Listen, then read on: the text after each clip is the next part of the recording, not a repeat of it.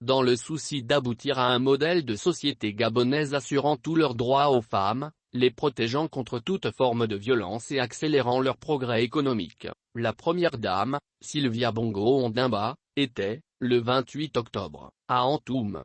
Dans ce chef-lieu du département du Komo-Monda, elle a lancé la campagne gouvernementale Gabon Égalité.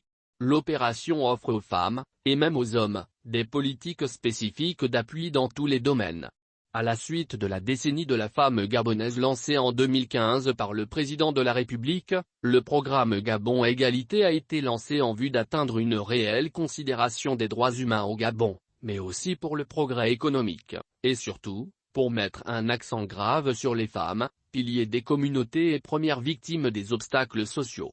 Entendant sensibiliser les uns et les autres sur les nouvelles orientations de ce programme gouvernemental, la première dame, Sylvia Bongo Ondimba, a lancé, le 28 octobre à Antoum, une campagne de présentation et de sensibilisation consacrée à ce programme apportant des solutions gabonaises adaptées aux particularités des cultures et traditions locales. À Antoum, dans la province de l'Estuaire, pour la première étape de cette caravane qui s'étendra sur le reste du pays, femmes, hommes, enfants et vieux se sont particulièrement mobilisés à la place de fête pour recevoir et écouter la délégation de l'épouse du chef de l'État. D'autant plus que, estiment certains, le sujet est capital dans la mesure où les femmes, piliers des communautés, sont confrontées à des obstacles sociaux dans leur quotidien. Au fil des années, j'ai entendu des femmes me parler de leur quotidien. Un quotidien qui est parfois bien sombre.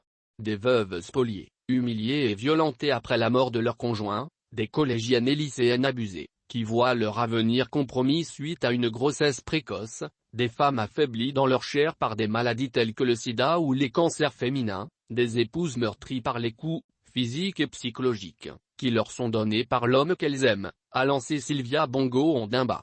La promotrice de la fondation Sylvia Bongo Ondimba pour la famille a donc fait savoir qu'elle ne pouvait pas rester insensible à ces vécus traumatisants, inacceptables. Et d'ajouter: en tant qu'épouse et mère de la nation, je me dois d'agir. D'agir vite. Avec vigueur, assiduité et détermination.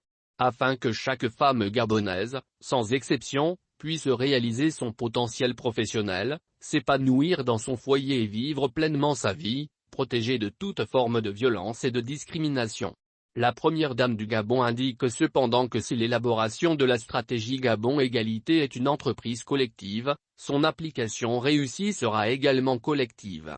Elle le sera, souligne l'épouse du chef de l'État, grâce à l'engagement personnel de chaque membre de nos communautés. Je remercie le Premier ministre et les membres du gouvernement qui ont fait le déplacement avec moi.